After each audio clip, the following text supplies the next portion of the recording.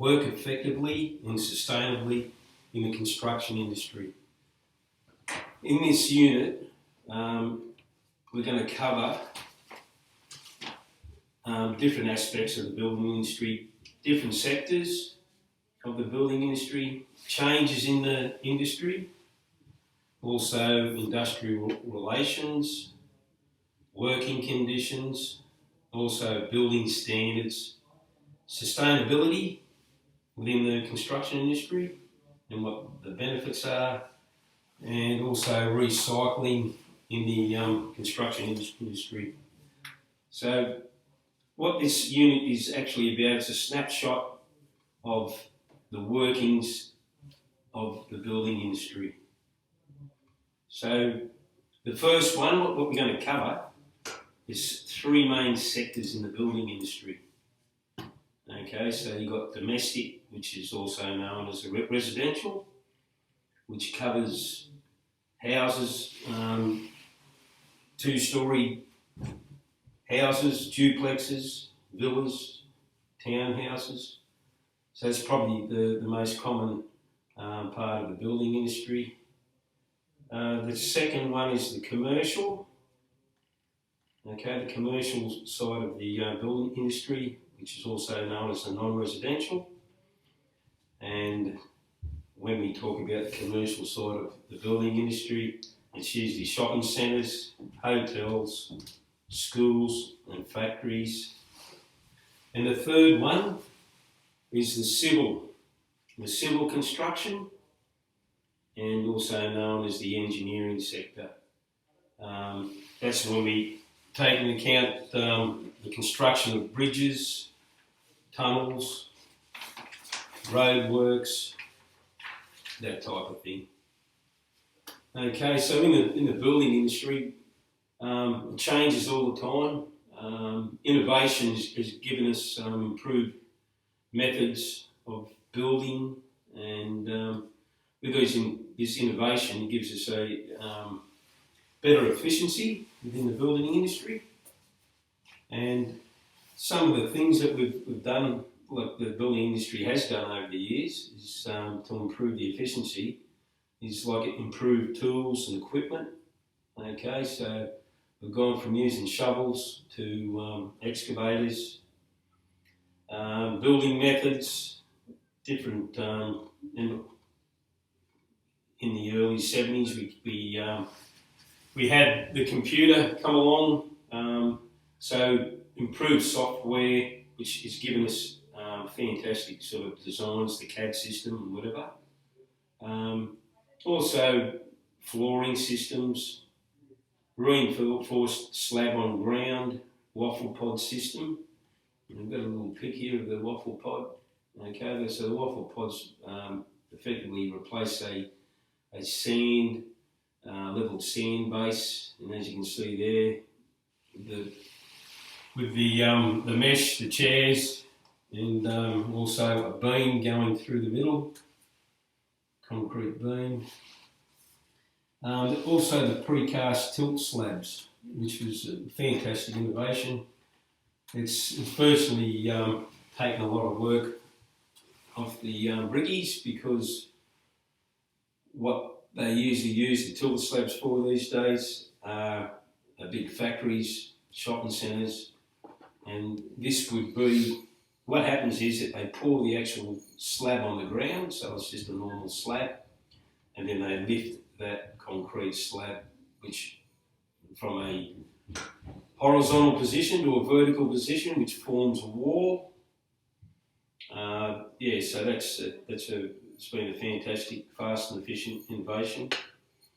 Also, we've had the aerated blocks, the Hebel blocks, which is a German invention. It's a lightweight block which is used. Also, obviously, the improved roof coverings, colorbond, terracotta, and etc. Okay. After the Second World War, in 1945 to 1960, we had an influx of migrants come to the country. So we had to come up with some effective building system that was going to be fast and efficient. So what we had the timber frame cladded with asbestos sheeting. And so for 15 years there was a lot of houses, a lot of new subdivisions that bobbed up with this fast and efficient method of building.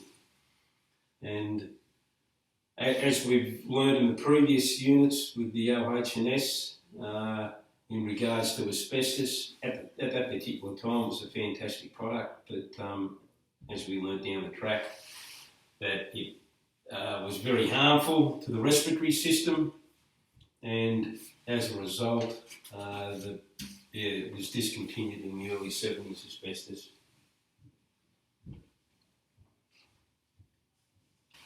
We have previously talked about asbestos in your OH&S safety lesson, but it's a good time to do some revision. With all innovative building products, at the time, as said before, at the time asbestos was considered one of the best products available due to the fact that it was a naturally occurring mineral that took a long time to break down. So it was added to a lot of building products to increase the longevity or the life of that product to make for a more efficient building. Not until years later we discovered that asbestos was quite harmful for the human, especially the respiratory system or the lungs, when it's breathed in its powder form. Right, so a lot of people were cutting asbestos without realising the health effects, and those people are now subject to very serious diseases like lung cancer, asbestosis and mesothelioma. Right, there is no cure for those diseases, unfortunately, at this stage. So we need to make sure in the future with our building products that they are properly tested and evaluated for their safety standards before we introduce them into the workforce. The new asbestos for our generation is silica dust, which is found in your artificial stones, concrete, things like that. So it's now being treated in a similar way to how we should have treated asbestos, so that this generation of construction workers don't end up in the same boat. After we've got our products that have been innovated, we also have a change in computer software. So as stated before, computers made their way into the building industry and programs were developed to help us efficiently design and construct buildings. The main one that is used at the moment, especially for residential construction, is CAD, which stands for Computer Aided Design. That is a program that allows an architect to build a set of plans and build a structure, and it produces all the measurements and details that you need. Right, so the one piece of software can tell you everything possible you need to know about measurements and details for that structure. So that saves a lot of time in the process of design. Industrial relations is our next subject. Industrial relations is the relationship between the bosses or the employers and the workers, the employees. And with industrial relations, it gives us a strict set of guidelines to adhere to make it fair on both's behalf. So some of the issues obviously on job sites could be the obvious ones: safety, different working conditions. So any disputes, it could be a pay dispute, so you as an employee mightn't be getting what you're supposed to. In other words, holiday pay, you might be sick, workers' comp, and other pay-related structures that you're entitled to that you don't get. If this can't be resolved between you and your boss, it usually goes to the Australian Industrial Relations Commission, and that usually resolves the conflict. In 2009, the Fair Work Act was introduced, and that gave us the National Employment Standards. Okay, so all the standards that you're entitled to as an employee, which gives the employer a better direction. The minimum wage, okay, so that minimum wage is crucial to all workers to stop exploitation of people getting under the so-called threshold, and also unfair dismissal if you think you're being dismissed in an unfair way. So Jamie's just going to touch on a few of the Fair Work Act 2009 conditions in which they've been regulated. Right, so this resource here you will find on the cloud to download and have a look through yourself if you need to. However, there are 10 minimum standards that were set out in the Fair Work Act for all employees.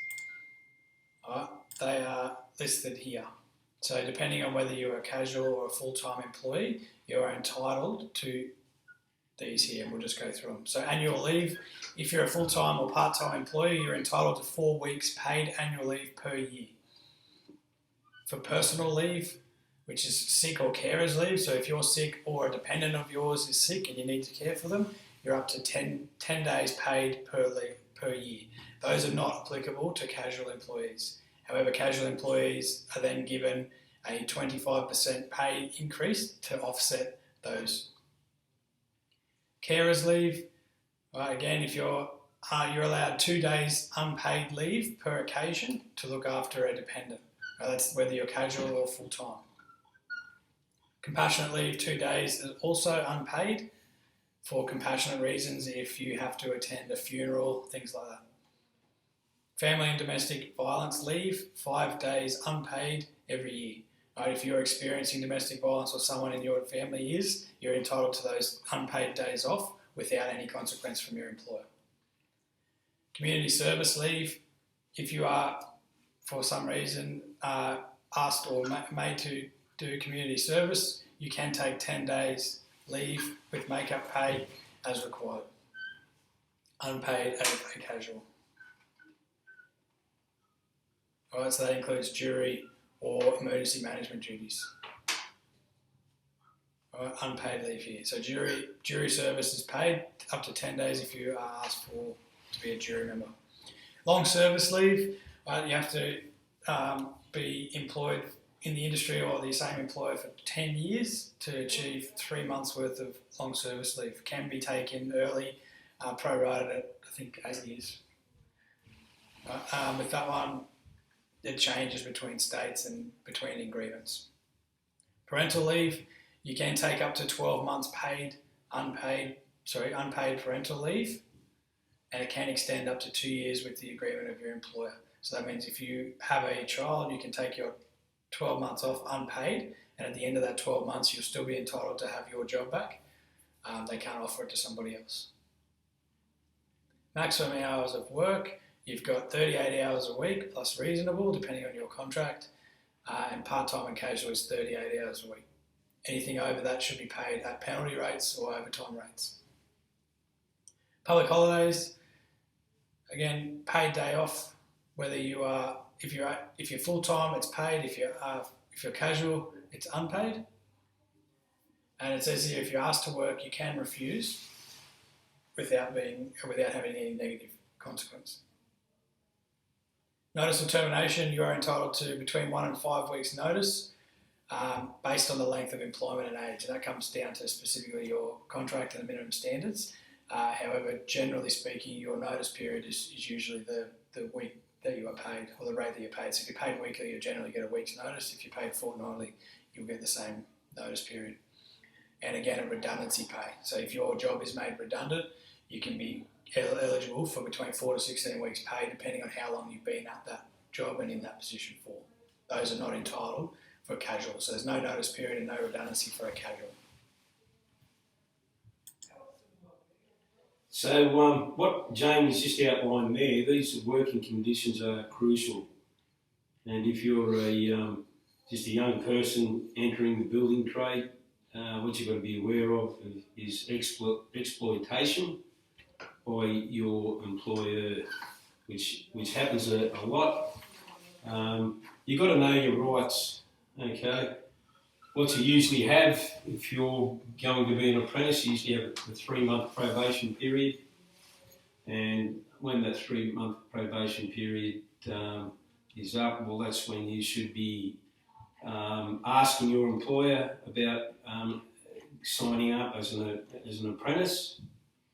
And once you have signed up as an apprentice, it's his obligation to send you to TAFE or registered training organisation to further your studies. Okay, so the ethical standards also in the building industry. Okay, not only do you have to know your rights as a worker. Okay, there's a system they've got. It's called the Employee Assistance Programs, the EAP. Okay, and there's also the Equal Employment Opportunity, which is also under the Fair Work Act that was introduced in 2009. So what happens here is it's fantastic how this has progressed, and you as a worker, how you are covered and you've got this fantastic support. So if you have been discriminated against, whether it be race, colour, sex, age, religion, or anything like that, well, this commission can be the arbitrator in ruling on unfair practices.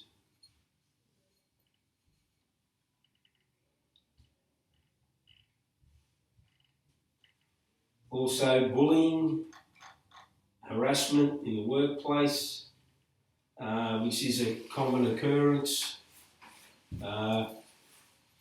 That also is covered under this heading, and if you're getting bullied and harassed on the work site, you cannot work as you should. So you're also, as I said, you're covered under the EEO, the Equal Employment Opportunity, which is under the Fair Work Act, which was introduced in 2009. Okay, so also your employer's responsibilities. Your employer, as I said before, not only does he have to make sure that your pay structure is correct and you've got all those conditions that Jamie just outlined, they also have to make sure that all equipment and tools on site are in safe and correct working order, and it's up to you as the worker to maintain that. If there's any tools or equipment that's unsafe, it should be reported. Also, your employer should provide correct training. So any power tool or any piece of machinery, if you haven't used it before, the correct training should be provided in order for you to operate that, otherwise it's a safety issue. Okay, so an example, an angle grinder, if you're going to use that, you have to know how to use that correctly, as well as what PPE you're supposed to use. So they have to provide safe working conditions across the board with any task that you do. And it's probably best always being brought up when you attend a work toolbox meeting that morning, when your employer gives you the task to do. Well, that's when you should bring any issues up in regards to that task. How are you going to go about your task in a safe manner? And also, your worker's responsibility as a worker is supposed to report any unsafe work practices. That's your duty of care.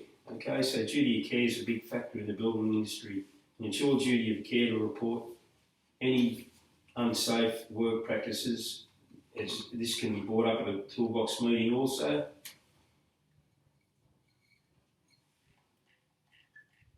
Then next we go on to the work amenities on site. So the minimum requirements on site for work amenities: toilets, drinking water, and eating facilities. Okay, so every site, this should be provided by, if it's a domestic or commercial, should be provided by the builder, and it's your boss, if you're a contractor, to make sure that the builder has provided the minimum requirements, and also to provide an emergency plan. There's no use having an emergency plan if it hasn't been,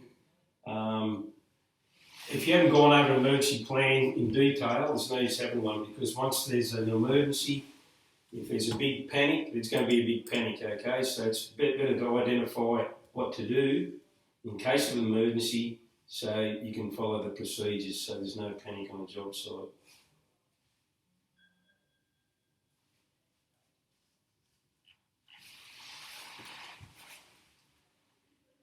Right, the next thing we're going to talk about is how to plan your work activities. What we've got here is an example of a Gantt chart, which is a timeline. It's basically used for a timeline of how to build a house. In this case, it's quite a quick, must be a very small house to be able to achieve the task in 8 weeks. As you can see, the top column here is broken up into weeks, and there's 5 working days in each week. So you can see the days are numbered here. So this project will be achieved potentially over a 40-week period. Right, you can see all the different activities that you need to achieve. 1 to 30 are listed down the left-hand side, starting with your site establishment. So if that's, by looking at this chart, it's going to take 2 weeks to establish the site. Right, that includes your surveying, all your services, things like that. As you can see here, set number 2 can't begin until 1 is finished. So number 2, the set out will begin in the 3rd day. So it's going to take 2 days for site establishment. 3rd day is setting out of the house. So it's a 1-day activity that can't start until after. Again, excavation will happen on the 4th day, barring any time delays, or if there's any shutdowns or any bad weather that causes delays, all these numbers, all these markings get pushed to the right. Concrete is going to take 3 days. When we get down to this area here, you can notice that the carpenter can install the windows at the same time as the bricklayer is doing the perimeter, so they're overlapping. That's where you start to save time. So day 15, we'll have both trades working at the same time.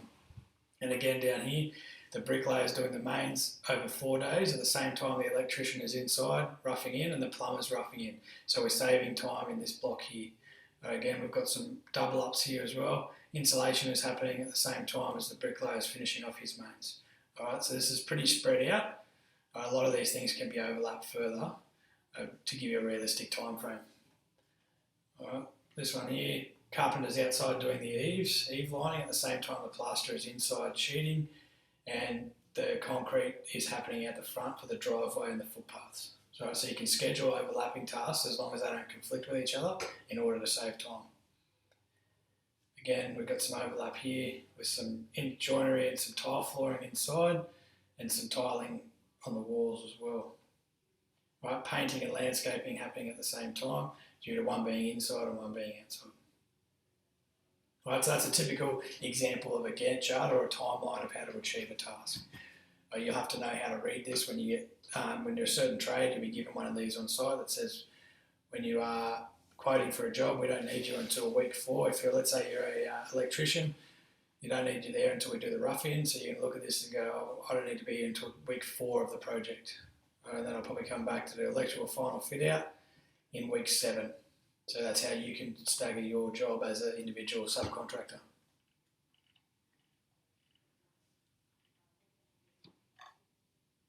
Okay, so we move on to the unions. You're going to come across unions a fair bit, especially in the commercial sector and the civil sector of the building industry. The unions are there to protect you as a worker and to make sure that all the conditions that you've got that you're entitled to, that you get. So to be a member of a union, it gives you that solidarity and also a backup of the company that's behind you. The union movement that we're associated with as in the construction industry is called the CFMEU. and that's the Construction, Forestry, Mining, Energy Union. And they're a very powerful tool for negotiations.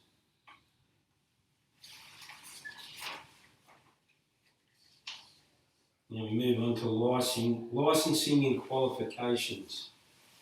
Okay, so it's crucial that you are qualified. Okay, so to gain qualification means that you've gone to an RTO to study and pass all the requirements that you have to, all the units, to make you a qualified person.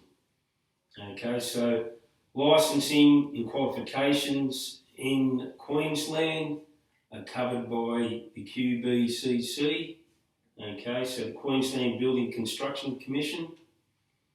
And why it is crucial for all subcontractors to be licensed is that you've got an actual insurance policy between you and the client. If there's any faulty workmanship on your behalf, or the client and you're registered with the QBCC, the client can have a look at your portfolio or your record being associated with QBCC. Any black marks against your name is listed with the QBCC.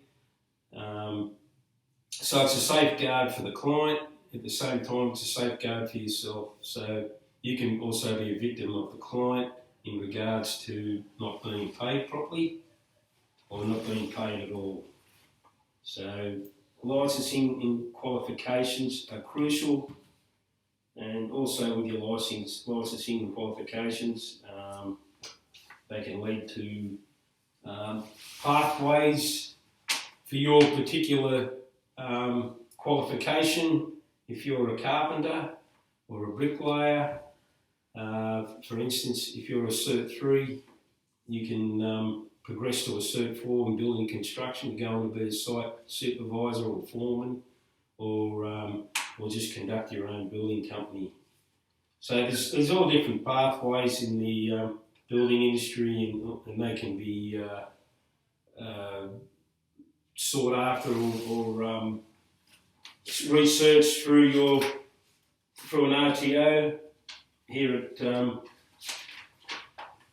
the Gold Coast Trades College, we have several courses that do take in consideration your pathways. So yeah, you can always ask here at the college if you want to progress further with anything else. Okay, so now Jamie's going to touch on the work descriptions and role play on the construction site. So your typical hierarchy chart as shown here, depending on the size of the project and the amount of people on site, the structures will look slightly different. We'll just go through this one here. The project manager is generally the head of the site, where he takes overall control of the site. That person may be the project manager. They may also have a title of site manager. It's their responsibility to get the job done. Right? They have one or many foremen underneath them, and the foremen are people who are experienced in low-rise or in construction that generally hold a certificate for in building and construction, and they're there to supervise all of the subcontractors. So they will work for the principal contractor or the PCBU on site. After the site, you've generally got some site clerks there, which are your admin team, which help with all the paperwork and the running of the site.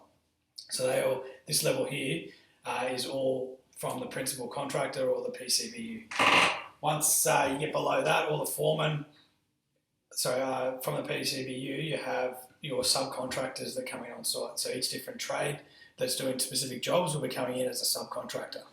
They all, depending on the size of their company again, they will all generally have a foreman, which reports to the site foreman. They're in charge of their own workers and their own scope to get the job done. They may have some leading hands and then some tradesperson underneath that. And again, you could have multiple foremen on this level here for each subcontractor, depending on the size. It could just be one or two people. It could just be the boss and the apprentice. Right, if you're engaging a bricklayer, he might have a boss of the company here as a foreman, and he might have 4 or 5 tradesmen under him, a couple of apprentices, and maybe some labourers. Right, so that's your general structure there. You might also have off the side here, you may also have labourers that work for the PCBU or the principal contractor as well, but just to assist with running the site. It all depends on the size. So as you can see, there's a heap of different people that are involved in the project, starting from the client as this person who engages, who basically owns the project. So the person who wants the house built for them, they'll engage an architect to design it and a quantity surveyor to estimate how much it's going to cost. Then you can engage a land surveyor to survey the block to make sure that your building is going to fit, it's put in the right spot, or your pegs for your boundaries are set out, so that when the builder comes in, everything's ready for them to go. The draftsman does the actual details of the plan after the architect has designed it. These two can be linked in one, especially for residential home construction. Your draftsman and your architect are the same company. When you start getting on large scale commercial projects, that's when your architect team will be quite different to your draftsman. The builder is someone who has a QBCC builder's license that you engage. They come on and quote and tender the job to be able to build it for the client. The builder will have a construction manager, as we said before, project manager, site manager. All these people can be the same. All these roles can be the same person if it's a small build. When you start getting bigger and bigger, you're going to need multiple people on these levels. But for a general new home here in Queensland, residential, low rise, you're going to have a builder who's going to take on the role of all of these ones. And he may have a foreman or a leading hand working for him as well. Quality assurance officer, again, is the foreman. Most of the time, their job is to make sure that the job is getting built as per the plans. The plans will specify the types of fixings. They'll talk about the type of material that needs to be used and what method it's done in. That foreman's role is to make sure the subcontractors are doing it correctly, so there's no issues in the future. And again, the building inspector is someone that works generally for the local council, or maybe a third party that you have to pay to come out, and they will inspect and assess the job at certain stages and give you the tick to keep going. Without that inspector's report for, say, something like the footings of the slab, you won't be able to progress. So once you've excavated all your footings and placed your steel, prior to pouring any concrete, you have to have an inspection to make sure that from an engineer that says that you've done it correctly. So it's something that can't be done afterwards, or they can't tell you. They have to measure the depth of your trenches and the width and make sure you've used the correct gauge steel, all that kind of stuff. Your principal certifying authority is generally somebody who's a third party who's designed something for you that is structural, and they have to come out. If it's they use their own license to come out and inspect it. They'll design it and certify the plan and say, this is what I want you to build. They'll come back after it's been installed, and they'll make sure that it's done correctly, and they'll sign it off as well, similar to a council inspector. So there's just a few of the roles that you might find on a smaller building site. Again, a lot of these are going to overlap the smaller you get.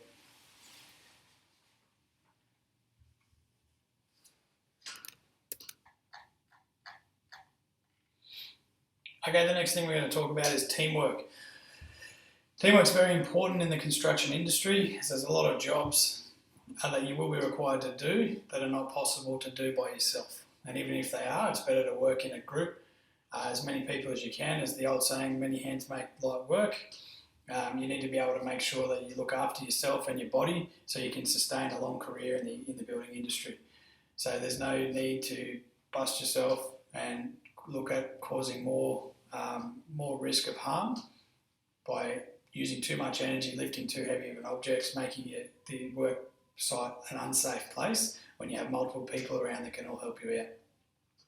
Alright, so working as a team is really important, especially as an apprentice. You're going to be paired with a tradesman for especially the first part of your career as an apprentice, so you need to work out how to work as part of a team and all get along. You can achieve a lot better things in a lot quicker time when you're all working as a group. So a way to do that is to recognise people's individual strengths and weaknesses. So if you're really good at something, put your hand up, take lead, show people what you want to do. Right? If you're not very good at something, same thing, tell people this is not my strong point, and follow the lead from someone else. So play to your strengths and weaknesses and swap around the roles as best you can. That way you don't get sick of the job as quick, and you're just as productive if you swap roles around. All right. There can be conflict, and you will be part of a conflict on a building site, I'm sure, but it needs to be resolved as soon as possible. Nobody wants to go to work when they're not happy, right? So you need to resolve that conflict, and your employer should resolve any conflict as quick as possible to make sure that his workers are the most productive they can be, so you can make the most amount of money. Right, so on site you will have, there will be some different types of meetings and committees. The most common meeting that you guys will attend is either a pre-start meeting or a toolbox meeting. And a pre-start meeting, as we've talked about previously, is something that occurs each morning prior to your shift starting. When you enter the site, there'll generally be a 5 or 10 minute meeting just to discuss anything that's going to occur that day that you may need to know about. There could be things like cranes or mobile plant attending the site. There could be deliveries. There could be issues on site where you're not allowed to attend at certain times. So everyone needs to be aware of what's changing for that day. That's something that you generally sign off on to make sure you're aware. Your employer will make you read and sign the pre-start and say, I'm aware that at this time of the day, certain parts of the site are inaccessible. And it gives you a chance to stop any conflict from happening, or you can plan your work for the day. So you're not working on top of other trades, and you're not arguing about who's going where. So that gives you a real quick indicator of who's working where to allocate trades. Your toolbox meetings generally happen once a week or maybe once a month, depending on your site. They're just a general catch up with all the tradesmen to discuss any issues that you have on site. It could be safety issues, it could be work issues, it could be employment conditions are not being met. There could be things on site that are broken that need fixing. They all come up in your toolbox meetings. So it's a good chance there for your work health and safety representative to speak to the employer on behalf of all of the workers. Your committees, you'll find your work health and safety committee is made up of generally the PCBU or the principal contractor will have a representative there. You'll have a health and safety representative there, which is elected by the worker, as well as any other members of the team, like the safety officer that are directly related to a safety role. Their committee, the job of that committee is to all discuss and collaborate on issues, generally in regards to safety on site, so they can make a team decision. Now, the committee needs to be made up of 50% elected by the workers and 50% from the owner of the company. That way that there's no outvoting when it comes to an issue of voting.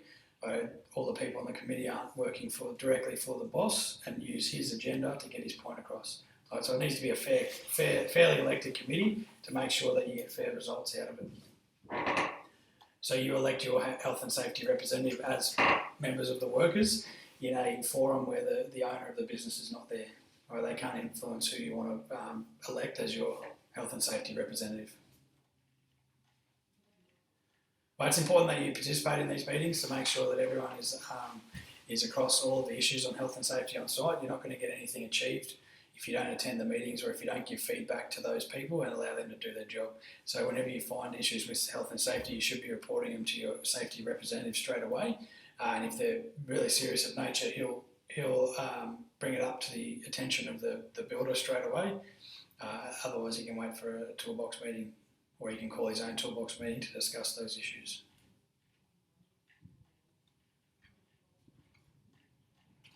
We've got a few different purposes of meetings here. Like I said before, pass on information. You could be negotiating changes. You may need a toolbox meeting to resolve a dispute on site. You may need to form new policies or plan for future work.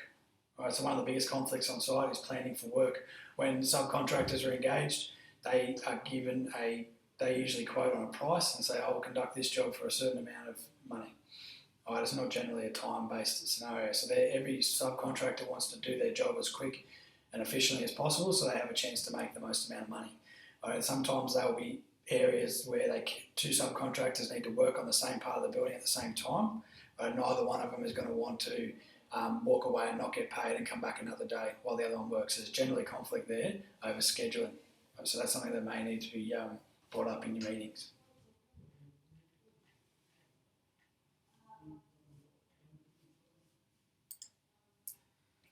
Next subject we're going to touch on is sustainable living in the construction industry.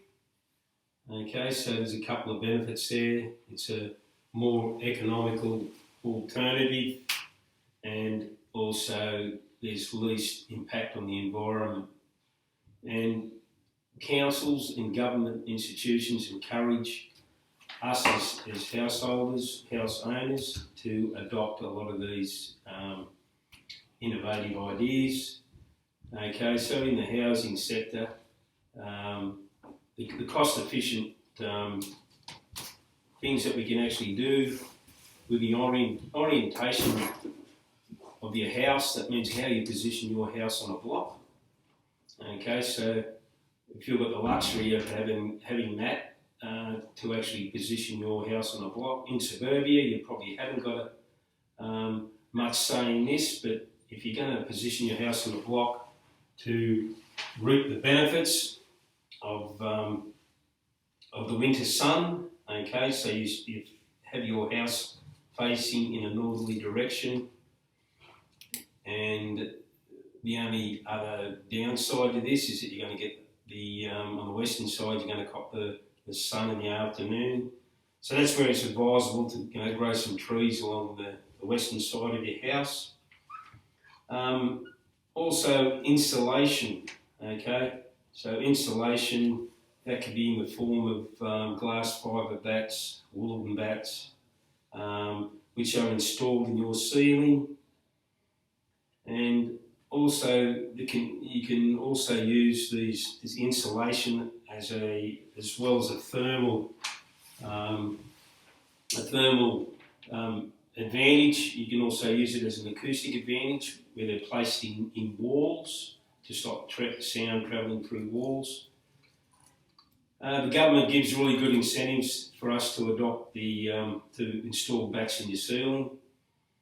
Also ventilation, so it's good to have roof cavity ventilation with the whirlybirds on top of your roof. Also subfloor ventilation with vents installed underneath the floor if you've got a timber frame construction on bearers and joists. Also low maintenance materials, it's always good to use low maintenance materials, and also water efficient products with your white goods.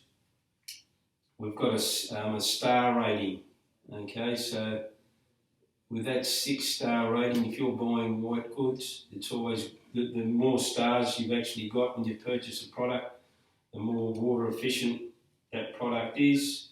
Over the years, innovation has came up with fantastic ideas, the dual flush system. Also, grey water tanks. All this grey water comes from the bathroom and the laundry, which is stored in a tank, and then we can use that to water our gardens. So that's it's a fantastic way of saving water. Also, water tanks in some councils. If you build some areas, if you build a new house, the minimum requirements are that you have to have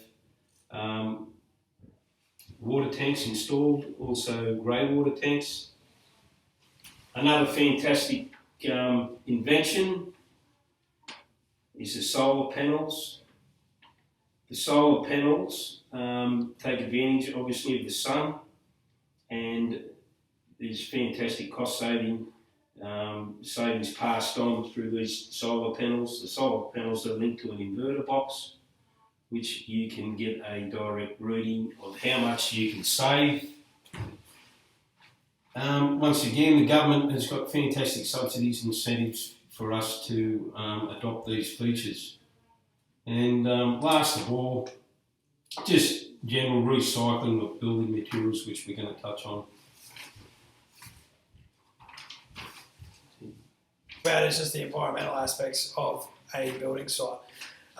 Waste management is should be a main focus of the site to make sure that you can recycle and reuse products as best as possible to decrease your costs and increase the effects or the positive effects on the environment. Right, so there's a few questions will come up in your assessment tool asking you about the amount of waste that is generated by the construction industry, and the numbers are quite large. So wherever possible, we can try and use this model here to either avoid, reduce, reuse, recycle, recover, treat, or last resort is that we dispose. Right, it's quite expensive to dispose of commercial waste, so it is in your best interest financially as well to ensure that you recycle wherever possible. Alright, so there's a few different ways you can reuse secondhand timber, or if you are doing a renovation on an old house and you are ripping up old floorboards, for example, people will pay a lot of money for used old hardwood, because generally the products that we used quite some time ago were all hardwood. They're quite expensive to get now, especially people who are restoring them and making recycled furniture out of them. So don't just throw things away, make sure you check what they are, and they could be valuable. A lot of material can be recycled or reclaimed, right? So it can be, as you can see here, we can crush old concrete down and reuse it for future concrete works. Or it can be crushed and used as road base, things like that. Old bricks can easily be cleaned and reused. As I was saying before, old bricks that are a certain colour and weathered are quite valuable now to give that old look. Steel and aluminium is recycled at your steel plants depending on the market value at the time. Aluminium in particular is quite good for recycling. Instead of paying to take it to the dump, you can go to a scrapyard and they'll pay you to take it off you. Right, so usually sites will have a scrap steel bin. If you're going to be there for a while, you'll have a scrap metal bin where everyone throws all the steel products, and at the end of it, that's usually the Christmas party fund that you get for recycling. Green waste, again, green waste can be reused. It can be mulched and burnt and things like that to make sure you're not dumping it. And glass can be, if it's not toughened, it can be cut and reused for different projects. So wherever possible, make sure you minimise your waste, not only because it's better for the environment, but it's expensive to dump commercial waste.